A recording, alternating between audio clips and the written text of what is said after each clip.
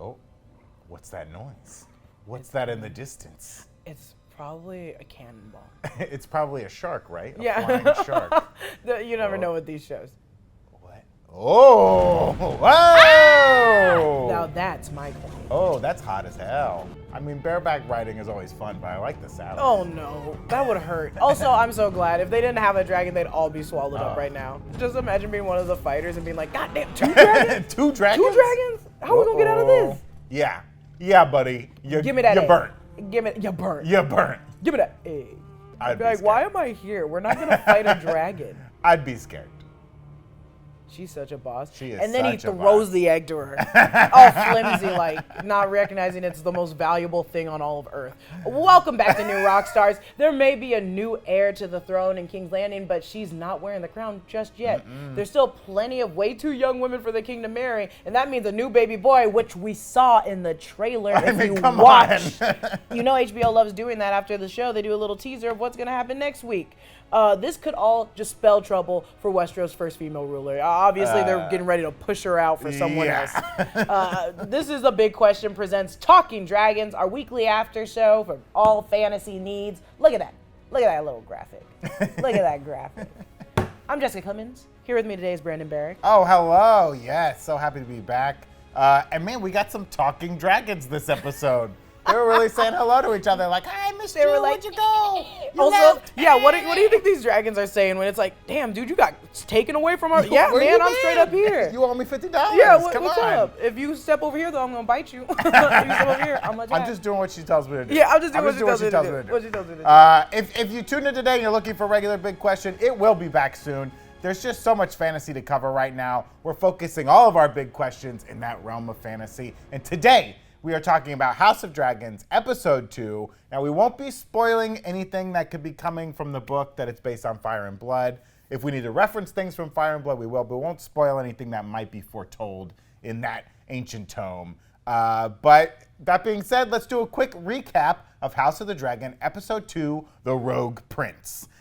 We get a new title sequence set to a very familiar tune. How fun was that? And the rivers of blood flowing through the streets can't be good foreshadowing at all. Folks, they call him the crab feeder for a reason, and the sailors of the Stepstones are what's being served on this crustacean buffet, and it is pissing Lord Corlys off. He's having none of it. As master of ships, he's like, we gotta clean up these harbors, boys. Meanwhile, Rhaenyra is still just a cupbearer for the small council, even though it's been 6 months since the last episode when she was named heir. Rhaenyra listens in on Corlys' complaints during the council and interjects to suggest sending the dragon riders to deal with the pirates. But she gets sent off to deal with filling a vacancy on the Kingsguard instead. They don't want to hear it from a woman. It's clear nobody wants her to be the head They're of like, don't the talk. land. And then even there, they're like, oh, God, now we're still not happy. I was like, stop giving her tasks if you're not going to be happy with them. So she was given this task that she deals with it her own way when she realizes that most of these knights who've come to join the Kingsguard, they haven't fought anything tougher than a poacher or a drunken melee at a tournament, except for one familiar face, good old, beautiful Sir Criston Cole. Remember him? What a beautiful man. He's seen some real battles out there. He's fought the real fights. And Rhaenyra is all about him joining the Kingsguard due to his actual combat experience. Otto Hightower, however, is wary of the politics of such a decision, but Rhaenyra gets her way, as she most often does.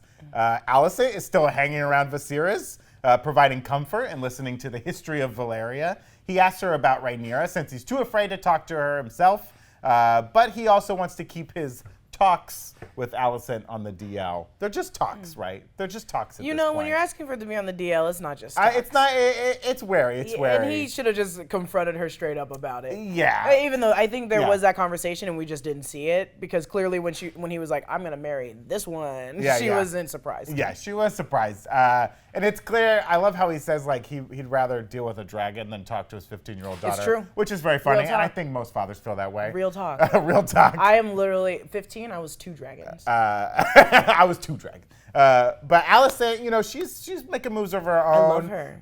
And she remains close to Rhaenyra, and they still are getting along. They share a nice moment together in the set. Yeah, but it was all She tries to planned. evangelize a little. It was planned. It was all schemed, and I loved it. She was like, hey, sometimes you have to make the effort to talk to your dad. Because I do. And I'm like, girl, you trying. She's like, out of nowhere, no one told me to say this, but you need to talk to your dad. I love her.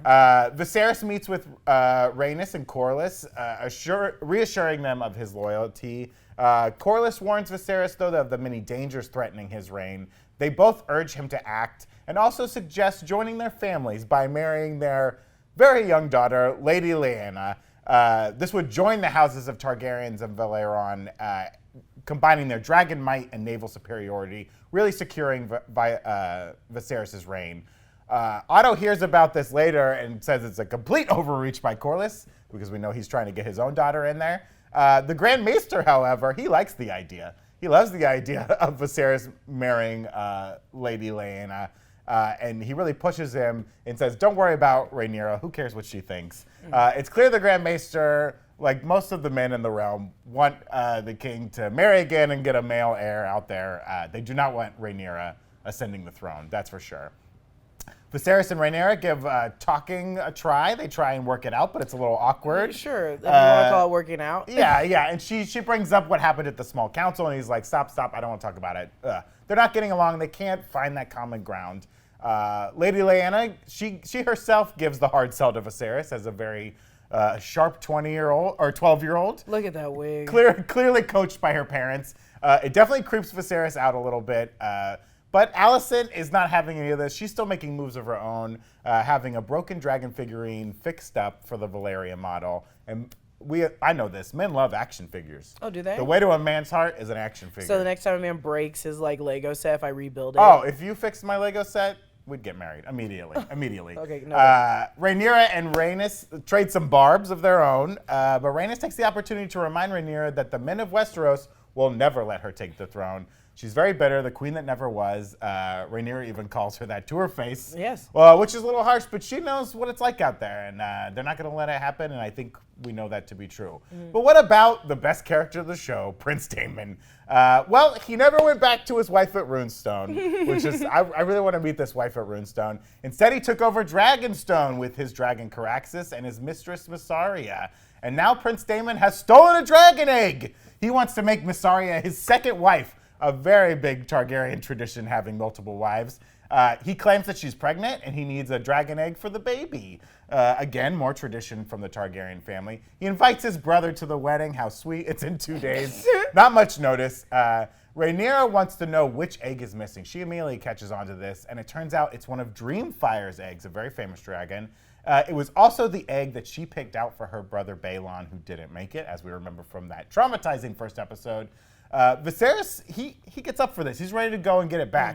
But Otto Hightower steps in to take on the mission on his behalf. Otto does not want Viserys dying with Rhaenyra set to take the throne. So he's like, I will put my life on the line and go get this. I got a lot of stuff going on. Don't screw this up for me. He heads out to Dragonstone with Sir Criston Cole and a garrison of knights. And now we're at Dragonstone, baby. And Daemon is pissed his brother didn't show up. Otto Hightower talks some trash to Daemon's fiance to her face. Tough stuff. The swords come out, but so does Caraxes and Otto Hightower in the line of the episode.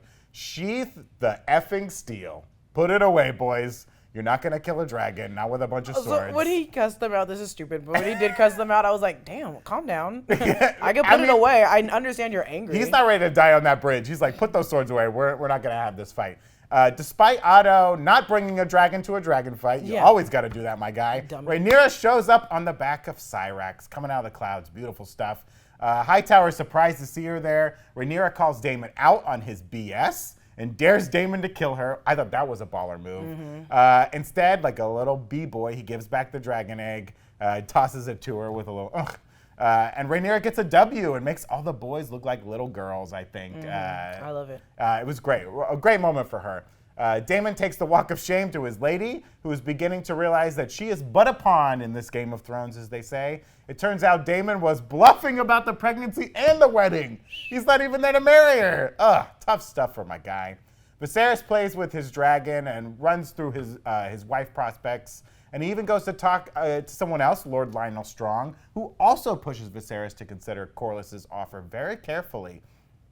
Remember, he's the sea snake, and he's made a very smart play here.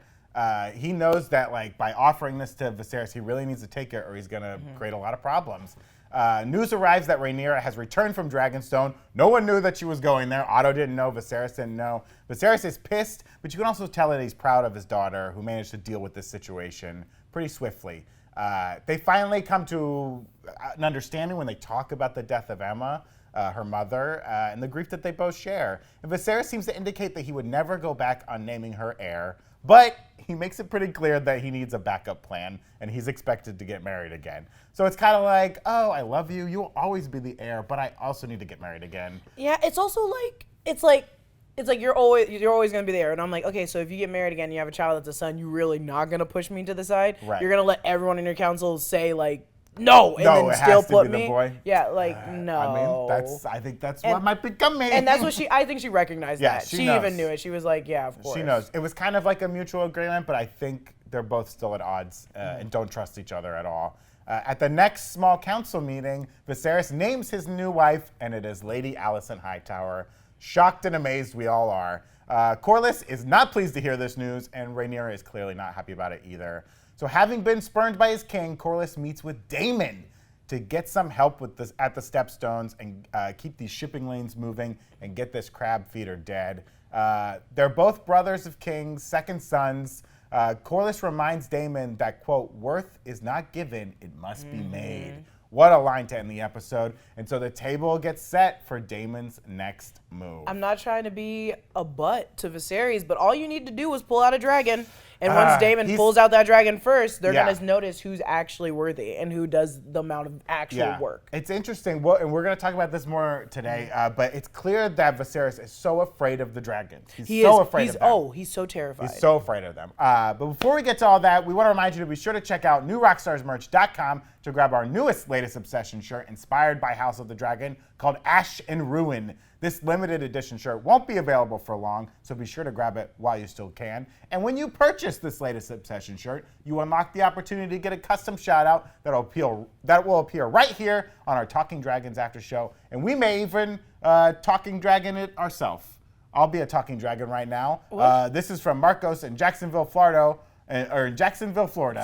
Ristas nuha brosi Marco Isas.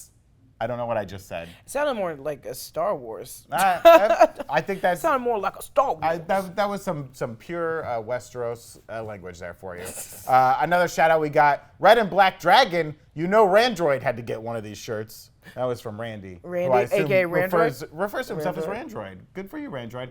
And also, I love you, Michelle Natividad. Happy anniversary from Joshua. I mean, I don't know you, but I love you as well. Happy anniversary. Happy anniversary. And before we get to our first big question for today, a word from one of our sponsors. And they want to know what's holding you back from the ultimate gaming experience. Is it the hundreds of dollars it costs for you to set up? Or are you the busy, on-the-go type with only minutes to spare? Well, you know what? You can level up your game with Backbone, the universal gaming essential that instantly enhances your gaming experience on mobile. Backbone just released a PlayStation edition of their beloved Backbone 1. We have one right here. We've been playing with it. The officially licensed controller for PlayStation was brought to life in collaboration with the PlayStation design team. Oh, isn't it lovely? The elegant colors, materials, and finishes are all inspired by the design of the PS5 DualSense controller, all the way down to the transparent face buttons and its visually distinctive floating appearance. Keep that screen clean. All you got to do is plug your iPhone into the Backbone and enjoy console quality controls as you play console games via remote play or cloud streaming service and the App Store games. I've never myself liked playing console games on my phone until I got a Backbone. It was always annoying using the just the screen and the controls on the screen. It's nice to have something that feels like a real controller, the buttons. It's so much easier and much more precise. Go to playbackbone.com/bigquestion now to order your Backbone for a limited time and get free access to over 350 console games and perks. We just got Jessica one this morning. She was already blown away by all the games that were on there. Yeah, I'm going to play Minecraft. And also, there's a lot of PlayStation and Xbox games. Yeah, there's tons of games you can play on there. Backbone is now the official partner of Diablo Immortal. Not only is the game specifically optimized for Backbone, but you will also receive $10 of in-game perks. Find your next adventure at playbackbone.com/bigquestion. That's playbackbone.com/bigquestion. Okay, now we have to take it away from Jessica. Yeah, because I'm going to keep playing it. She'll play games the whole time. Okay. I'm playing Snake. Well, Jessica, this is a time in Westeros when the skies would be darkened by Targaryen dragons every now and then. They're used to seeing them. It's not a big deal. Dragons, we know them. We love them. They're great. Viserys, though, warns that the dragons will be the downfall of the Targaryens, right? But how far away is all that? Yeah. It all leads us to this week's big question. How significant is this specific dragon egg that we see in this episode? I think it's going to come back again in an important way. Yeah. Okay? We learned that this dragon egg that Daemon purloined was in fact the egg that Rhaenyra had picked out for her little brother, so it has a ton of significance. Yes. Daemon didn't even have a baby to give this to, was just being a little prick about it, wanted to get his brother's attention, wanted to cause some stress, show how his brother's an ineffective leader. But this egg specifically was an egg from Dreamfire. Now, Dreamfire is an important dragon in the lineage of the Targaryens. She was the dragon of Rhaenyra Targaryen, who played a role in the overthrow of Maegor the Conqueror. Maegor was the bloodthirsty ruler just before Jaehaerys the Conciliator. So Dreamfire is an important dragon. Do we think that the dragon that hatches out of this egg eventually could play a role in the downfall of Daemon? Wouldn't that be some weird poetic justice? That'd be great. Also, I just think it's, I think they're raised to understand the importance of the dragons and how very special they are and what they mean to them. So I think it's hey, this is my dead brother's dragon. Yeah. And you stole it from me, just like his life was taken from mine. Why would you do this? But also, I know that not a lot of people have killed dragons, but it's still when a dragon dies, how are they going to get another one? Right. And they can't lose all supply. these. Yeah, it's a limited supply. You can't just keep losing these dragons. And plus, losing it to Daemon, of all people. Right. He would train that dragon to just fly by itself and kill it. He's already taken a dragon. Yeah. He's taken Caraxes. Yeah. The meanest looking dragon in the entire show so far. Well, it's interesting you bring up if a dragon dies, how do you replace it? Because Viserys, when he's talking about Valyria, the old days before the Doom, there were thousands of dragons, he said. And we know the dragons are powerful. They're basically the nukes of Westeros. Whoever's got the dragons controls the land. But Viserys is so gun shy of these things. When Rhaenyra speaks up and says, let's send the dragon. You got dragon riders. Let's go kill the pirates right now. He's like, nah, I don't want to start a war. I don't want a thing. It's you have the most powerful weapon. No one can stand against you. Now, dragons have been killed, yes. During Aegon's conquering, one got shot out of the sky. It happens. But he's so afraid of these dragons. And the way he's the metaphor of the broken dragon statue. Yeah. Allison fixes it. True. But the way he's holding it and he's just afraid of them. He is afraid of them. And also he doesn't get on them. He doesn't his daughter has one, his brother has one. He's just not even trying to even look at him really. I understand that fear of also, and also I love that line at the end where Daemon was my brother was never good at being a king. Right. So and it's true. It's he doesn't know how to use his own weaponry. And he doesn't want to. He's everything's calm. Why start stuff? Yeah. And it's well, stuff is starting with us and we can't move out the way. Yeah. So I think he's just afraid of the dragons, which is fine, I guess, but. Yeah, both Daemon and Rhaenyra, they love the dragon. Yeah. They speak High Valyrian to each other all the time. It was cool seeing Viserys speak High Valyrian to know that he at least knows the language. And I like that the dragon trainers, that's maybe all they speak is High Valyrian, which is kind of fun. They're entrusted to work with these dragons. Do you think it was Emma's doing that? It's why his daughter is so into the culture and so highly involved and he's not, where he is taken out of it? Or do you think it's just because he's a king that he just kind of lets it go to the wayside? It's interesting. You pointed out, he doesn't have a dragon right now, Viserys. He was Balairon's last rider. Balairon was the dragon that Aegon the Conqueror used to take over Westeros. It was Maegor's dragon, the Black Dread, they called it. And Viserys kind of was this was a hand-me-down dragon that was the most powerful in the land that he was given. And he was the last one on it, and he was I have a dragon. And then it was over. And he was like, I don't want a new dragon. It's okay. But speaking of Balerion, they kind of also, when he's talking with Lady Rhaenyra, they bring up Vhagar, who was the partner dragon to Balerion, who is still out there somewhere. This is a Chekhov's gun for sure. This dragon's coming back. Yeah, yes. It's like that dragon's going to come back and kill everybody, not caring who's who, because it's a dragon, and you can't tame a dragon like he said at the beginning.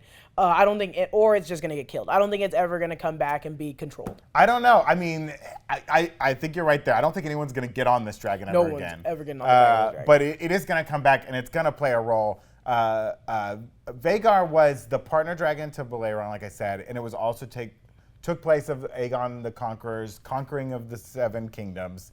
And it was written by Aegon's wife/sister, very Targaryen, Visenya, who she also wielded Dark Sister. So there's a lot of parallels here, because Daemon has Dark Sister right now. Yeah. He's acting very much like Maegor. We're seeing a lot of like similarities between those two, trying to have multiple wives, trying to take the crown from his brother. 100%. Like all these similarities are coming back. So I really think Vhagar is gonna play a big role here. I can't wait to see him. Yeah, this whole segment of history is called the Dance of the Dragons. That is true. That is true. The dance has begun. I mean, Rhaenyra coming out on the bridge and saying, like, kill me right now. Yeah, go ahead. You want to be king so bad? Go ahead, kill me. And then my dragon's going to whoop your ass. My dragon's going to whoop your ass. Yeah, you see this dragon? I love when they were like, escort her, and she was like, my dragon doesn't want you touching me. So have fun. You better ask my dragon first. Try. There was so many clapbacks in this episode from different women, and I was so, even when she was fighting with her cousin, like even when the queen that never was, I was like, she needs to shut up. But then I was also like, go off, queen that never was. It's true. I was like, I would be scorned as hell.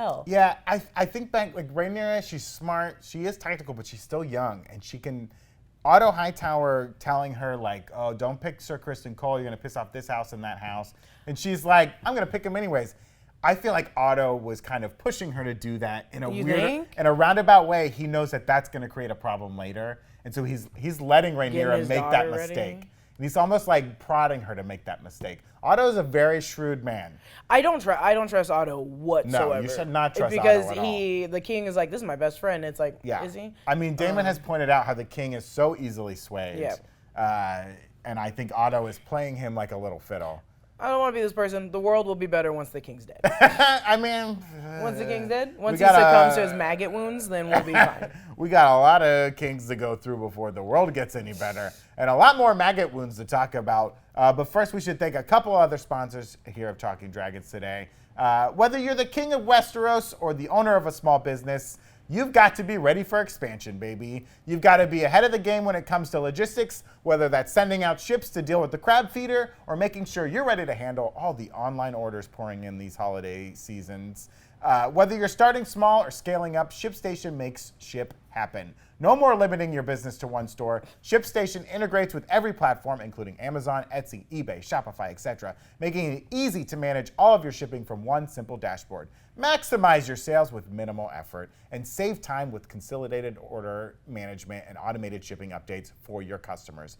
Easily compare carriers, rates, and delivery times to get the most out of every send. Get the same discounted shipping rates as Fortune 500 companies, whether you're sending a stack or a truck full. Join over 130,000 companies. That's so many companies who have grown their e-commerce businesses with ShipStation. 98% of companies that use ShipStation for 1 year become customers for life. 98%! What a rate. What a rate.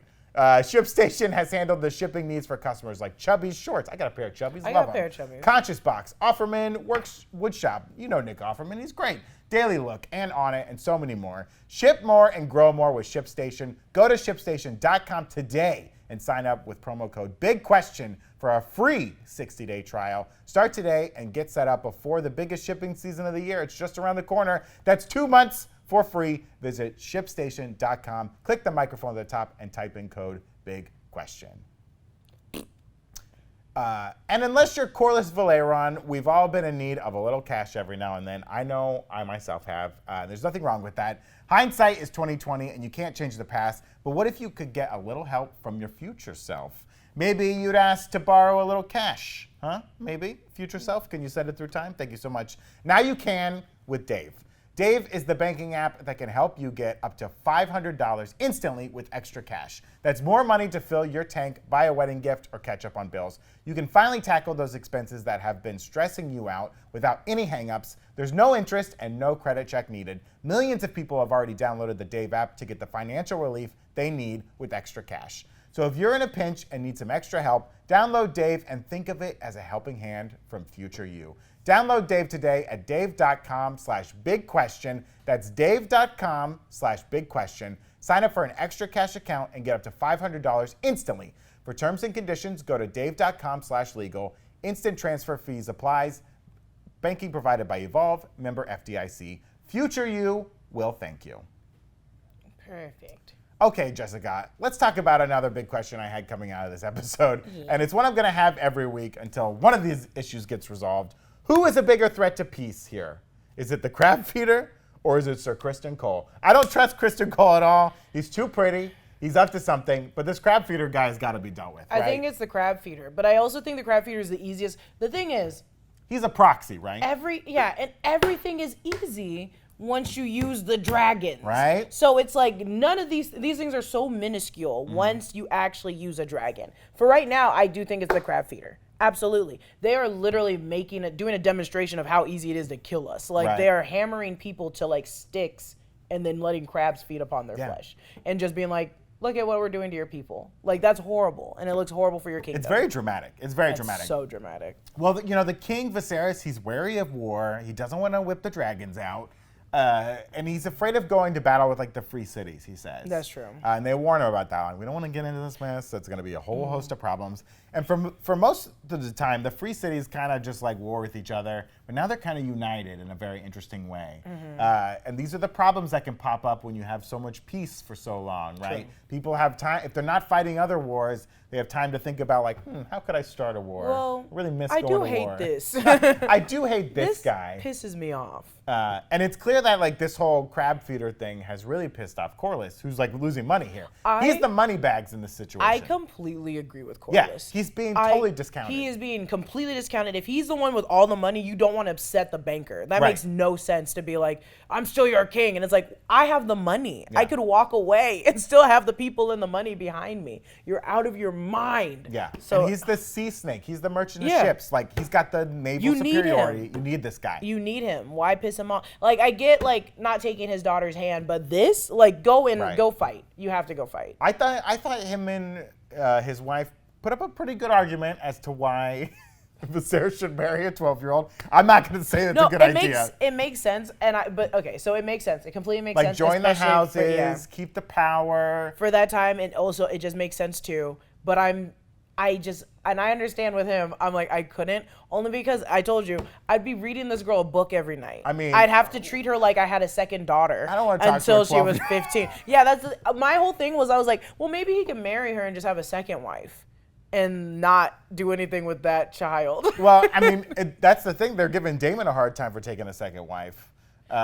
So he can't pull the same move. Well, what if I don't think they would have done this. He takes Lady Lena and then has a child with someone else and then pretends it's Lady Lena's. Okay. I guess Lady Lena at one point could straight up be like, that's not my child. Yeah, I'm surprised he wasn't trying to get a child, like a bastard in there somehow, and kind of do a little It seemed like they didn't care. They didn't really care if it was, as long as it was a boy, they just wanted it. Well, there's a thing in Game of Thrones where, like, when you get married, you have an audience for your consummation that evening.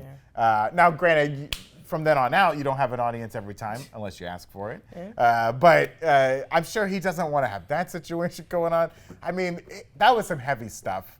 Corlys and Rhaenys, they are, they're trying to get power any way they can. Yeah. And man, offering up their 12-year-old daughter, and the idea that they're having this conversation with her of like, all right, here's what you got to say to Viserys to win him over. Don't worry, you can wait till you're 14. She's like, I want to go outside and play with a ball. Yeah, and they're like, you better get in there and play with something else. All right. No, absolutely not. Absolutely not. And it made it worse seeing that child with that big ass wig. I was like, that is a little child. I know. I was almost scared because I was like, if I see him kiss this child, I'm turning this off and I'm never watching it I was glad to see how kind of put off by the whole situation he was. He was like, I'm not into this at all. But I do understand the merging of the houses. Yeah. It sucks that their eldest daughter is 12. Yeah. Because if she was like 15, 16, no problem. Yeah. He would have taken it. But look at her. Look at her. She's too young. And she's so sweet. She's she didn't too young, want it. too sweet. She doesn't want to. She doesn't do it. She also doesn't want to marry her brother, who that could be on the cards too. Who knows?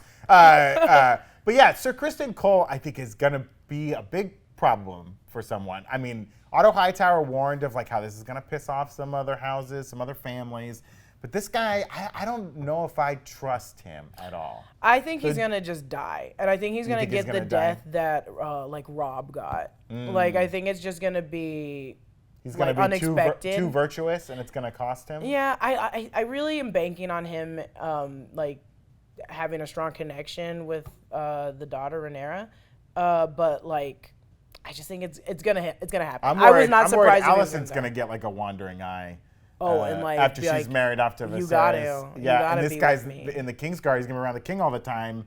Well, okay, so I mean, even Rhaenyra, when she was like stepping on the edge to like lean over and look at him, I was like, "This is a problem." Everyone's. It's like It's like, imagine if you were dating Harry Styles. It's like, everyone's gonna be attracted to him all the time. My child, my sister, my aunt, my mom. You can't take him anywhere. You can't take him anywhere. Also, did we ever discuss whether or not we knew Emma had a lot of problems with having a baby, a lot of miscarriages, but could it have also been Viserys? Who was the problem? Yeah, that was the problem. Because watch, with Alicent, maybe she does pull a situation where she takes Sir Criston Cole and is like, hey, I need to have a child. Oh, let him sire the child. Yeah, because it's like, it's yours. Yeah. Whoa, spicy. That's some Handmaid's Tale shit. Well, either way, we got to deal with the crab feeder, or we got to deal with Criston Cole. Yes. Someone's got to deal with these problems. Hopefully the crab feeder It looks like next week we're going to deal with the crab feeder a little bit, but it's easy to take him out. Just take him out. I think he is like a proxy. Clearly, they kind of brought this up on the show, like who's paying this guy? Who's funding this? Yeah. Is he making money off of nailing these guys to posts, or is that just for funsies? Get these guys a backbone so they can play with their mobile devices. Otherwise, you'll be nailing people to wood and leaving them on the beach. Another question I wanted to talk about, we were kind of already talking about this already. Why does everyone want Viserys to marry Lady Rhaenyra? It really empowers House Valerian, so you wouldn't think all these other people would be about it. Well, it's just the joining of both those houses makes sense, and plus it's still the blood of the Targaryens a little bit. So it's just like, this still works for you guys. It works with your tradition, and it works with the entire kingdom. Like, if you merge with the richest, strongest, like, weapon people, or, like, the shippers, that is probably the best idea. It makes logical sense. What is he getting from Otto? Like, what is he getting from the High Tower? I mean, Otto was very smart. He was the only one who was like, yo, Lord Corlys, he overstepped. He should have never offered his daughter up like that. That puts you in a bad position, because if you say no, it's going to piss him off. But he's saying that because he's secretly working his daughter in on the slow burn. And no one else seems to be aware that that's going on. Yeah, no one warns. Viserys goes to all these people basically looking for a reason not to marry a 12-year-old girl. And everyone's like, no, marry a 12-year-old girl. Yeah. It'll be okay. It'll be okay. Even the Maester. He just wanted someone. He hates Rhaenyra, and he's like, I don't care if she's upset about it. He doesn't know love with a wife or child, so he's probably just like, I've killed a lot of babies. And we've also, I mean, he's like, what do you mean? What do you mean? You care about your daughter. I kill a lot of children every day. Yeah. I also be like, can I get a new Grand Maester? Thanks so much. This guy's a failure. I'm putting my hand in maggots. My wife is dead. What's going on? Yeah. What if he was just like putting his hands in the maggots and then put his hands in the wife's stomach? Like, good lord. Good lord. If it wasn't the C-section, it would have been bacteria. Yeah. I mean, that moment of Alicent and Rhaenyra in the Sept kind of showed that Rhaenyra is not religious at all, and that's also why I think the Grand Maester was like, she cannot be queen, because I need someone who's like religious. We need to keep the throne and the church together. Alicent is a perfect queen. Yeah. I don't see so far from what I've seen. Alicent is loving, caring, adoring. Yeah. She's a great. Literally, what they want from a queen is like someone that's like quiet but beautiful, and that's exactly what Alicent is. Yeah. Yeah, I don't know. I mean, it seems like she's being manipulated by her dad so much. No, absolutely. And there's obviously the parallels. Her dad lost his wife. Viserys has lost his wife. She knows what a man going through that grief is like. She knows how to maybe help them. But maybe she figures this is the best outcome for her, to marry the king and not be, put off with some other lord who treats her awful and ships her away to some faraway place. And I think she's just a woman that knows what she wants. I think we're giving her not enough credit. I think she recognizes her dad is kind of a punk, and she's just like, I'm going with what he wants. I gotta get out of this situation. Yeah, she's like, I'm getting out of this situation. I don't care what happens to my dad now. And also, to be fair, the only thing she had was her dad. If her dad dies, she's out of that tower. Well, she was probably very close with her mom. Yeah, I assume. Right. I assume. But yeah, that's a good point. If her dad loses any power, they get a new hand, and then she goes. Yeah, so he's a like, second son, so he has nothing. Like this, he's trying to build his own reputation. Oh, his well, own power. wasn't that his son that was jousting? Yeah, he has a son, but I'm saying Otto is a second son. Oh, yeah, he's like not Daemon had getting pointed that out before. And I think like Viserys going to all these people and asking, I think it's still ringing in his head how Daemon said like, you're such a pushover, you do whatever anyone says. So everyone telling him to marry the little girl is like, no, I'm not gonna do it. I'm gonna marry Alicent and not warn my daughter at all and just piss everybody off. Couldn't even give her a little Give her a heads up. A little whisper of like, so your best friend. Yeah, I don't know. What do we make of Viserys's never healing wounds? This is gonna kill him, right? Yeah. It's got to be what kills him, like disease. He's gonna lose a hand by the time his baby comes. Yeah. And it's just gonna be pieces of him getting chopped off. Yeah. And he's gonna die sooner than a lot. Yeah. Also, he should be dead by now.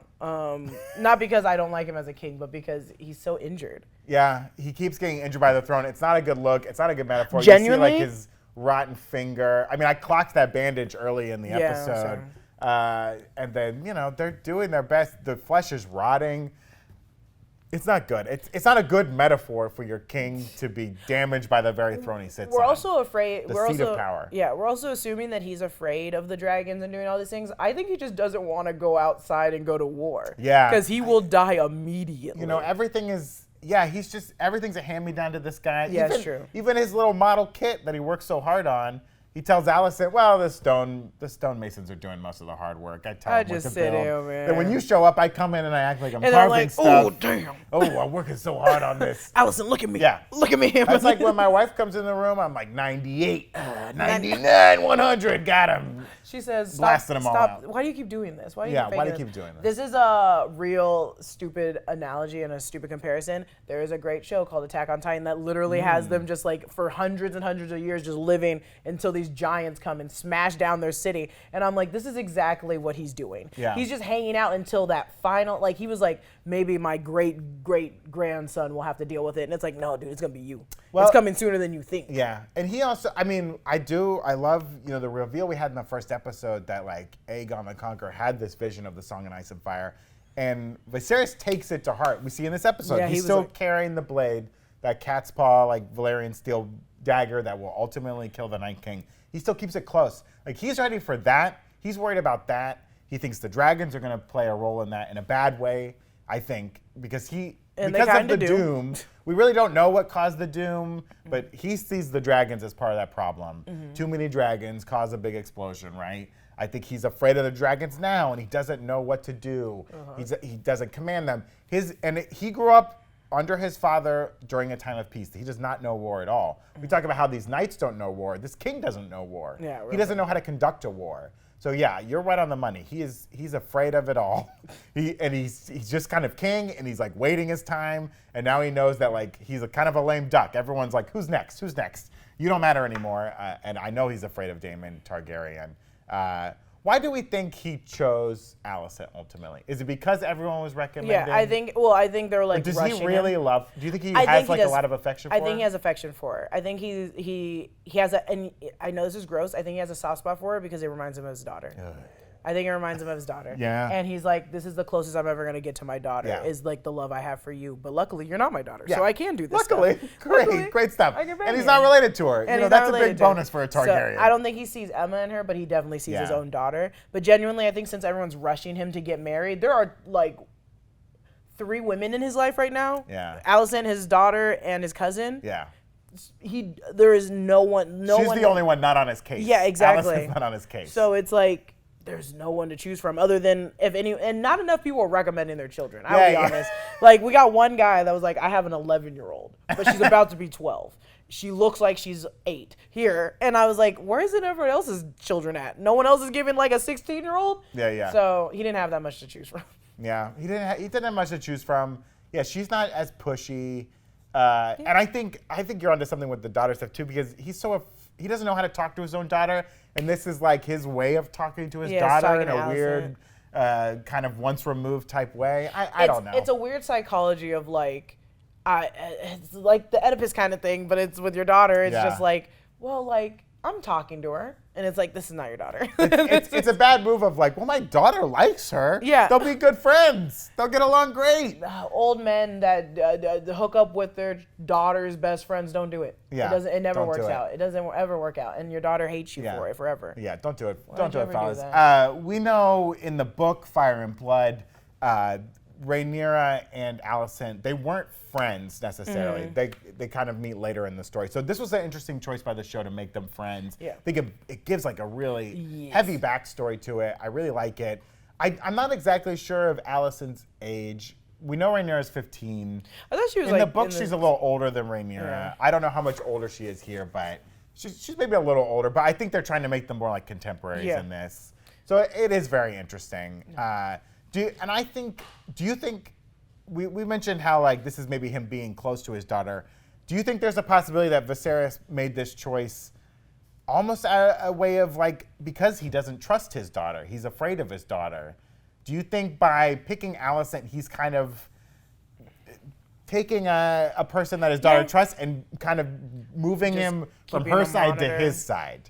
And this is a way of kind of keeping that buffer between him and his daughter. The thing is, he would have to be really stupid, and he is really stupid. Because they still kind of don't trust each other in a lot of ways. I don't think, no matter how much this is his biological daughter, they are not father-daughter. No, they're not close. They're not at all. So I think that's why he's like, oh, she won't be hurt by it. And it's like, no, because you're still her, like, dad to her, because she's a child, but you aren't treating her like that. Yeah, he doesn't know how to be a good dad. Yeah, absolutely, which none of them at that time usually are. They're not, Otto is a horrible dad. Yeah, they're being raised by different people, not by their, if your dad's the king, you're not hanging out with him a ton usually, especially if you weren't the initial heir. If you were like the fourth born son, you weren't close with your dad probably because he was busy with the other kids that came first. Maybe and maybe we get that at the beginning, maybe of like the second episode of like we see how much she did try to like connect after marrying her dad.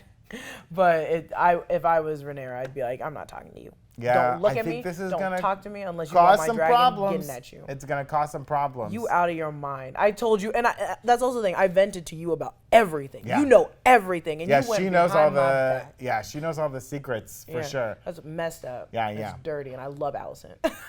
She's a player. It looks like the next episode they're still gonna be around this age. We're gonna jump ahead a little bit. It looks like a new baby on the way. But soon in the series, we're going to jump way ahead. Yeah. And that's when the real trouble's going to start brewing, I'm sure. It's moving. It was 6 months from the first, and now we're getting, and from the trailer, it looks like it's a couple years. At least 9 months. It's probably definitely. But maybe a whole year. I don't know. We'll see. Before we wrap things up today, let's do our power rankings, okay? Yeah. Who do you think lost the most power this episode? Dude, who's down bad right now? I hate to say it, but it's Daemon. Daemon down bad. Once he handed over that dragon egg, and then now his fiance hates him. In front of the city watch, too. The only guards he has. Yeah. Mysteria walking off the bridge before it's all said and done, being like, I've heard all that man has now is his dragon, which is a lot. Don't get me wrong, but he has no one. That shot of him like walking back through the tunnels of Dragonstone, like beaten, and his girl's in there, and he's like, she's just like, what the hell was all that about? And then she was like, you trying to get me killed out there? She was also like, this isn't our house. Yeah. It belongs to her. Yeah. What are we doing? Yeah. She's like, I've been trafficked my whole life. Used and abused, and now you're just like using me too. Yeah, you're doing it. You made some promises here, and now you're doing me dirty. Yes, nothing. She's down pretty bad, I would say. She's higher than he is. At least she has respect for herself. Yeah, because even I would say, I think he certainly lost the most power. I think Corlys certainly lost a lot of power this episode. But the thing is, if you fight so hard, everyone knows that he was pushing his daughter, and that the king in front of everyone doesn't choose her. That's a big affront. Now he's playing Daemon, though, which I kind of like, even though Daemon was like, I talk shit about my brother. You don't get to do that. Watch it, my guy. But I think Corlys is down pretty bad, too. He got dinged on this one. Well, I think getting knocked down a peg is different because at least everyone on the council was like, no, choose her. Yeah. Choose Corlys is like, yeah, they were pulling for it. That's so true. It's like, it won't look too weird. But also, it's like, unfortunately, nothing changes for him. Yeah. So that's fine. He's still on the council. He's still under the king. Nothing really changes. So it's not like he went down. Yeah. He just stayed at his normal rate. Okay, who gained the most power this episode? Dude, Alicent. Alicent? Easy. Hightower. Easy. Making some Easy. moves. And that move was more than a hop, skip, jump. Yeah, that yeah. was a full-fledged into the sky. Yeah. She got the stone masons to fix the dragon, even though you could still see the glue mark. Yeah. I mean, my guys, you're He stone said, masons. Fix my it. wife would have Make it never done smooth." this. She thought this was stupid. She thought what I was doing was dumb My as wife hell. thought my toys were dumb, but you're cool, Alicent. I like that. You I read would- me stories. I would agree. Alicent definitely gained the most power. I would have said Rhaenyra until that last scene. I mean, Rhaenyra looked good this episode. Yeah, she did. Yeah, she did. Picking who she wants for the Kingsguard, showing up on her dragon. Nobody even knew she was there. Coming out of the fog like a real champ. She's definitely up.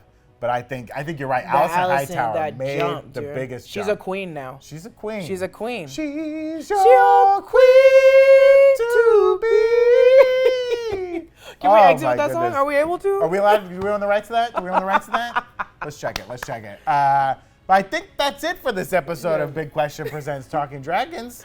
What an episode. I'm so excited to keep learning more and more about the Targaryen family. I love the second episode. Yeah. The second This was episode was great. really good. It gave me Game of Thrones. I was screaming Yeah. at my TV, and it's been a long Yeah, time they since I've gave done us the that. hot action, the gore, the was first so- episode. This was that palace intrigue. This was- ooh. the whispers. You're choosing sides now. You're choosing sides now. You're choosing those choosing sides. teams and you're choosing sides.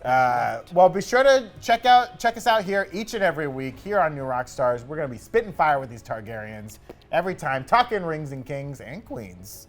It's all happening. Don't forget to check out our many great merch options over at newrockstarsmerch.com. Be sure to grab that latest Obsession shirt. Follow me at Brandon Barrick. You can follow Jessica at Lulu__ Clemons. Yeah. That's right. And make sure to subscribe to Big Question wherever you get your podcasts. Subscribe on YouTube or whatever podcast app you use. Thanks for watching us. We'll see you next time. Bye-bye. Bye!